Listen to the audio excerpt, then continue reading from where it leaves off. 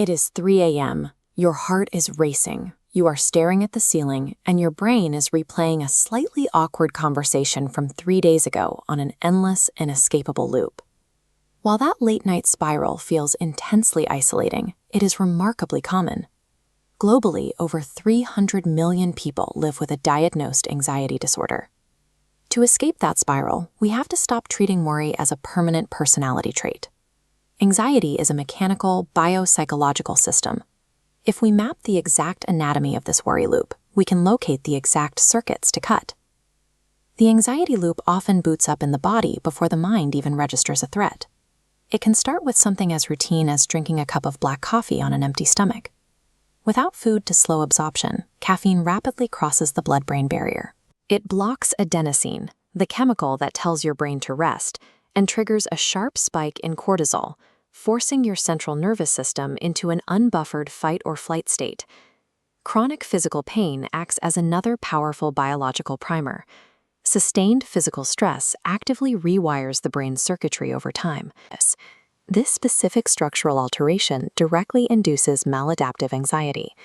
In both scenarios, the body is put on high alert, firing off distress signals purely as a physiological response, well before your conscious mind starts searching for something to worry about. Once biology sets the alarm, psychology steps in to keep it ringing through excessive rumination. If anxiety is so exhausting, it raises a question of evolutionary logic. Why does the human brain actively elect to stay in a state of worry? This chart illustrates negative emotional contrast. It shows how a sudden plunge from a peak of happiness straight down into devastation registers to the brain as a massive, unbearable shock. To avoid that drop, the brain flattens the curve, adopting a baseline of predictable, low-level misery. This constant hum of worry creates a buffer against the shock of unexpected disappointment. Rumination is a self-inflicted defense mechanism. Your brain attempts to protect you from emotional pain by constantly rehearsing it in advance. We all have this natural protective mechanism. The clinical question is how to measure when it stops functioning as a shield and starts operating as a disorder. The DSM-5 criteria for generalized anxiety disorder rely on duration and intensity. A formal diagnosis requires excessive, uncontrollable worry persisting for at least 6 months, accompanied by specific physical symptoms like muscle tension, fatigue, and severe sleep disturbance. Overthinking crosses the line into a clinical condition exactly when the loop becomes self-sustaining, actively damaging the body and breaking down your ability to function in daily life. Because anxiety operates as a mechanical, multi-part loop, we can dismantle it by interrupting the circuit at specific, vulnerable points. The first intervention is biological.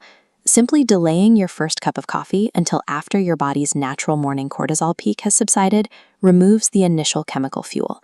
When physical panic hits, you can use the 5-4-3-2-1 sensory method. By consciously identifying things you can see, touch, and hear, you force your brain to allocate processing power away from internal rumination and back to external reality.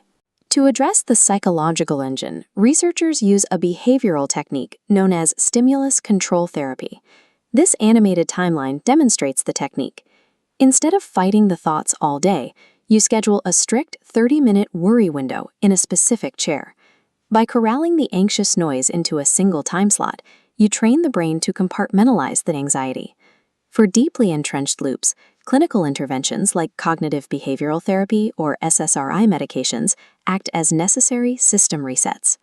By deconstructing the mechanics of anxiety, we stop acting as passive victims of our own biology. We gain the leverage to control exactly when, where, and how we worry.